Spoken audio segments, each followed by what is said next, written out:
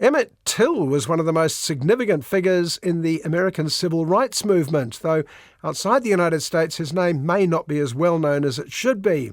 His story has been the subject of several documentaries, but as far as I know, Till is the first feature film dramatisation.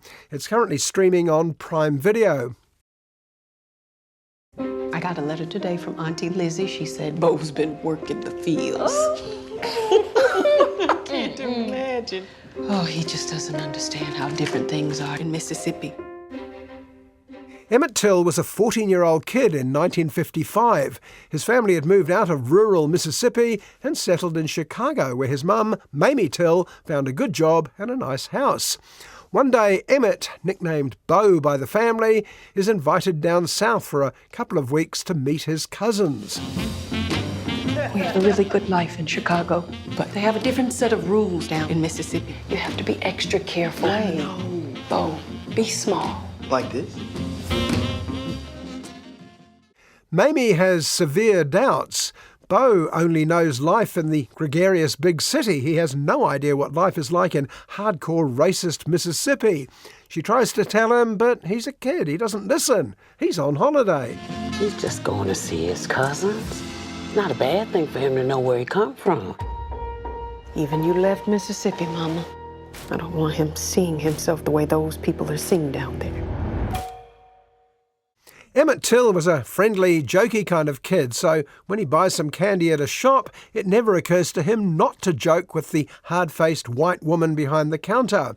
But his cousins know. Get in the car, they scream. She's got a gun. Her name is Carolyn Bryant.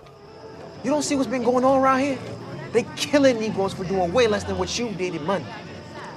You ain't no white man, Bobo. You one of us. Hey, leave him alone, Maurice. Mrs. Bryant must have kept it to herself. No one has to know. And that's one thing a movie can do, show you precisely how something like this can happen. There's a knock at the door that night, Bo is taken, and that's the last his family see him alive. But that's by no means the end of the story. There's a lot more to come. I want to talk to you about that boy. They've come for you.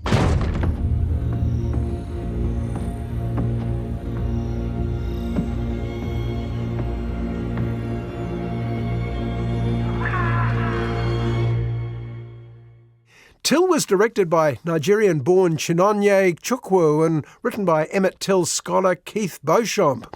What grabs you is how closely it seems to stick to the well-documented facts. This is a story that needs no dramatic help at all, and what happened next made history. The body of Emmett Lewis Till has been found dead. Can I at least just fix him up a bit? No, they have to see it for themselves. When Emmett Till's body was returned to his mother, it was almost unrecognisable. And out of her icy rage at what had happened to her son, Mamie Till made the decision that Emmett be shown in an open coffin, and she demanded that everyone look. That smell is my son's body, reeking of racial hatred. Now I want America to bear witness. Come with me, please. The whole world has to see what happened to my son. It was that and the famous photograph of the event that forced the lynching of Emmett Till off the typical Southern crime pages of the country's newspapers and onto the front page. This was one of the first headline-grabbing moments of the late 50s that finally put civil rights on the political agenda 100 years after the Civil War. You have the public's attention. We have an opportunity. I don't want my children to have to live in fear. We do the best we can. Danielle Deadwyler, who plays Mamie Till, is absolutely riveting. From hot passion to cold fury. She was nominated for a Bafta, which you'd think alone would have earned Till a cinema release, but sadly no. It's hard to describe what a mother knows. The first thing I noticed when I became a mother was that my hands were busy, all the time. My hand knew him with my eyes closed.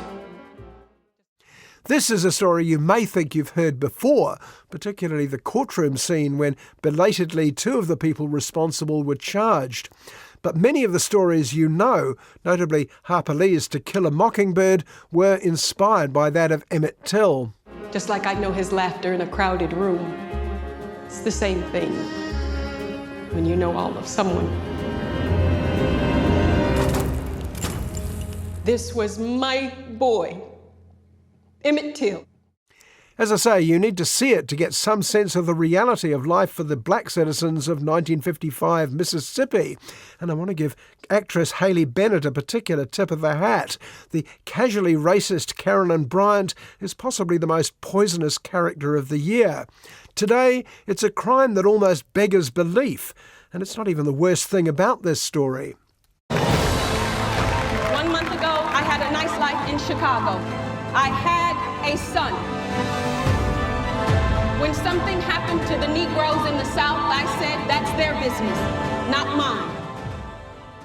Long after the crime and the appalling injustices that followed, things did start changing for the better. In 1957, the Civil Rights Act was passed, the beginning of a long, slow journey. And eventually, Emmett Till's name was attached to an anti-lynching act. Shockingly, it was finally signed in 2022. Now I know what happens to any of us, anywhere in the world, had better be the business of us all.